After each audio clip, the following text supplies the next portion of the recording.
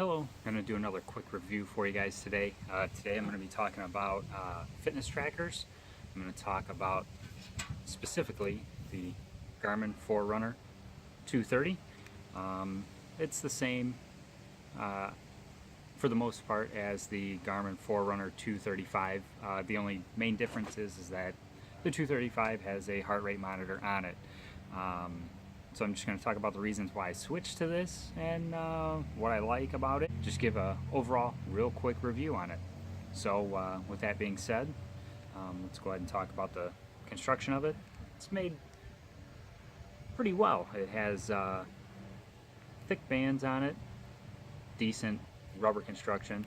Button placement is good on it, nice and easy to read display as well.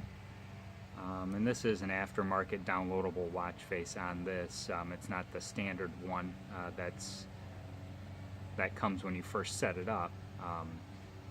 Yeah, overall I really like it a lot.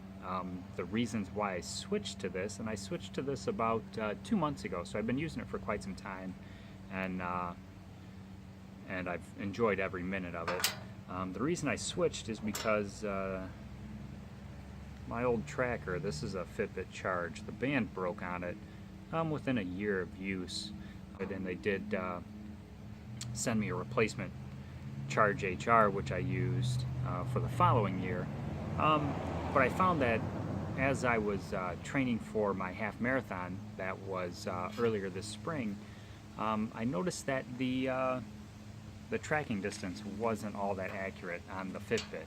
I ended up measuring my route on Google Maps, and on some of my longer routes it was showing about 2 miles more.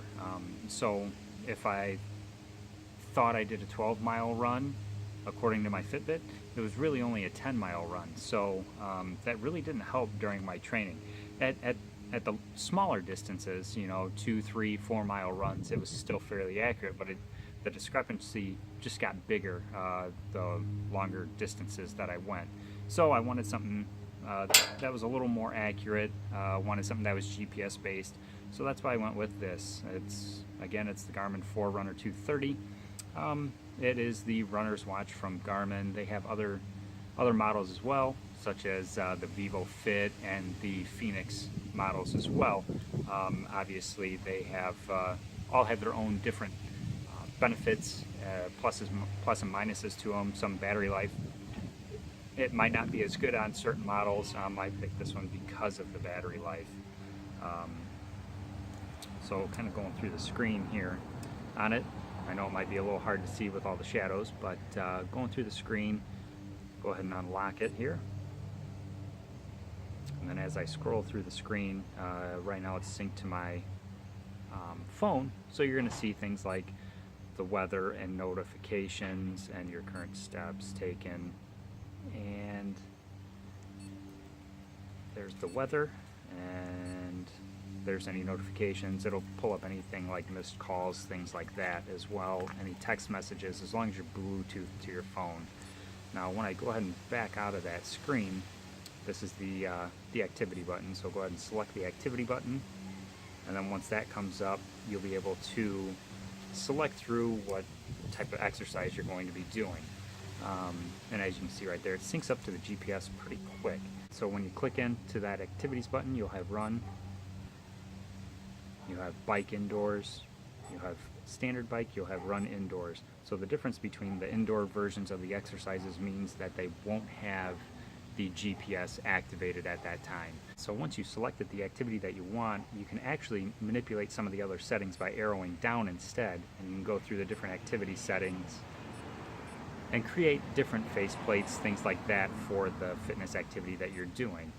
So you can set up different lap distances. You can set up so it shows your pace, your speed, distance traveled, things like that. So overall, you can really manipulate the interface on this as far as what's in this watch itself. Battery life, I find, at least lasts me about 2 weeks, I would say, and that's with 3 to 4 GPS logged runs a week.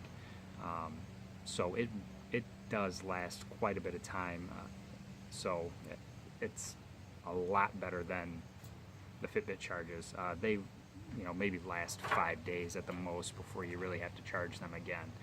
So the difference between these two, quality-wise, functionality-wise, performance-wise, it's night and day. I did get this particular watch on jet.com, and I used a couple discounts. Ended up getting it for around $120 shipped. So that's actually pretty close to the price of just a basic Fitbit. And as you can see, the construction of it is a lot better. It's even when you're wearing it on your wrist, you can barely feel it. You have all these holes in here for breathability and comfort. Versus just a thick rubber band. So I'll go ahead and put it on here so you guys can see the size differences. There's not that big of a difference. It's not really noticeable. The Garmin wears, just like a watch. So once you throw it on, it's hardly noticeable. But see there's the sizes of them. A little bit better shot there. But overall, I have been extremely happy with this purchase. I would suggest getting this to anybody that's into running and looking to get a more accurate training equipment. And that was the main goal, quality and accuracy. And this thing has it. That's for sure. So that finishes up my quick review on the Garmin Forerunner 230. Let me know what you guys think. That's all I have for today. See ya.